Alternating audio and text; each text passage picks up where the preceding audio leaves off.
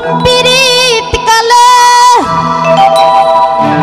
ওরে ধইরাই আমার গলে বলেছিলে ভুলিবে না এ জীবন গেলে এখন কেন ভুইলা গেছো পাইয়া আপনা ওরে এখন কেন ভুইলা গেছো পাইয়া আপনা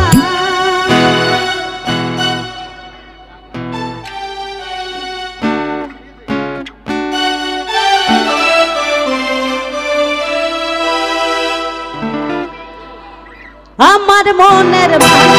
বন্ধু তুমি হইয়া